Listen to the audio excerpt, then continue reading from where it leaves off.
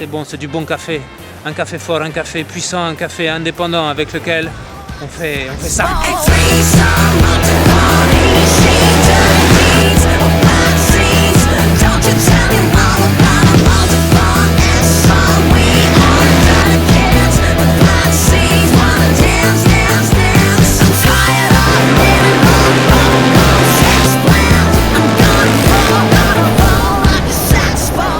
Prenez 10 champions du monde issus du Moto GP, du Superbike, du Supermotard, du Speedway et de l'Enduro. Tassez-les dans un minuscule parcoureur, saupoudrez d'une pincée de fêlés de la course sur route, de spécialistes européens du dirt track et de jeunes loups des grands prix vitesse.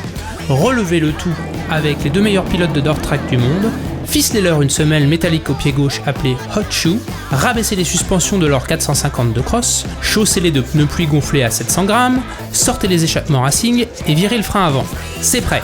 Répartissez ensuite les pilotes en 2 groupes, vitesse et tout-terrain, puis laissez-les se bastonner lors de 22 manches éliminatoires de 6 tours sur un anneau de terre de 200 mètres, soit des sprints d'1 minute 10, tout en glisse.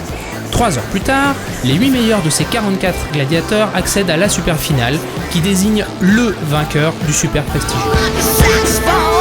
Second l'année passée, Marc Marquez vise la victoire, mais doit faire face à une opposition encore plus relevée.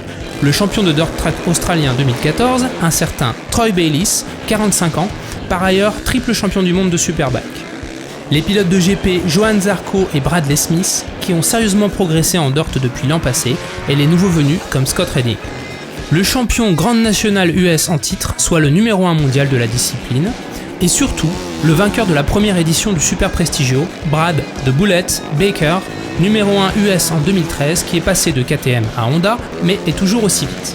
Il y a aussi les invités de dernière minute. La minuscule américaine Shaina Texter, championne en catégorie 450 mono chez elle, le champion du monde Thomas Charrer, qui s'est vite aperçu qu'il n'avait pas l'arme, ou le multiple champion du monde Ivan Cervantes, qui trouve la discipline plus technique que prévu.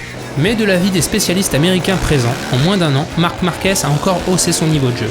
Actually, I noticed Marc out there. He seemed to be throwing in a lot nicer than last year. The guy is phenomenal with his front wheel. Just the way he can work the front end like that is unbelievable, and he's learning how to get the back end to do the same. I think it's going to be a pretty good race this year. Marquez, very comfortable out there. He has good style. His brother seems to have good style, Alex, and I've noticed quite a few others.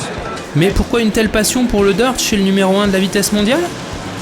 Idea, try to improve always and try to be faster, but of course this track is I use only for train and for improve my riding style on MotoGP, and maybe during 1 week I can go 2 times, then after during 1 month I cannot ride the extra bike, and it's difficult to keep a constant level.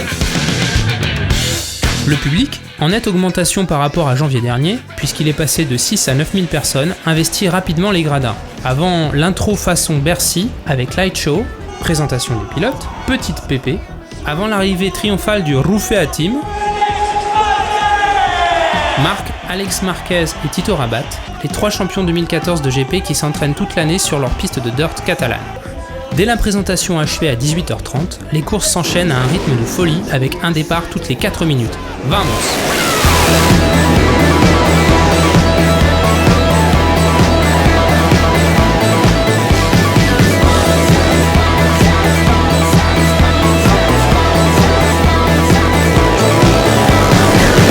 Le show est rythmé, l'engagement des pilotes total, les contacts virils et le timing impeccablement orchestré par MC Kevin Clark, flagman sans peur et sans reproche, qui n'hésite pas à frôler les pilotes de ses drapeaux à chaque run. Forfait de Brad Baker sur blessure en fin d'essai oblige, la soirée vient au Marc Marquez Show.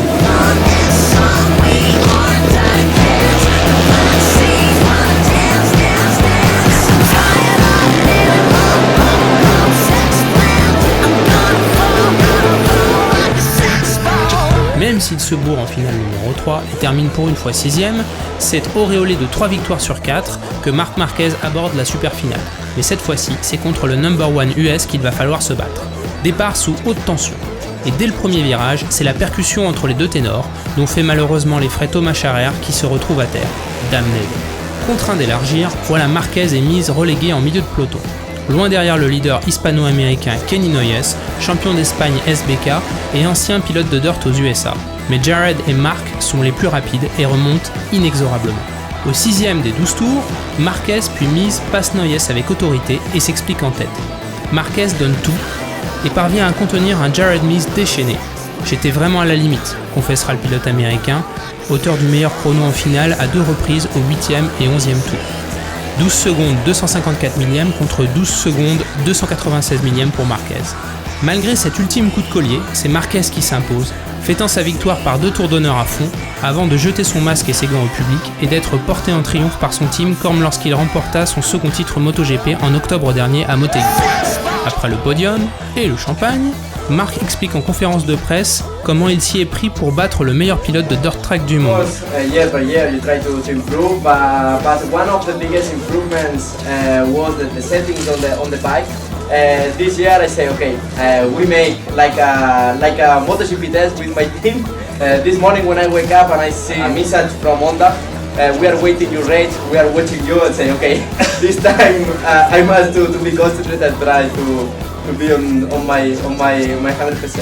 Rendez-vous est pris le 12 décembre 2015 pour la belle, arbitrée on l'espère par un certain Valentino Rossi.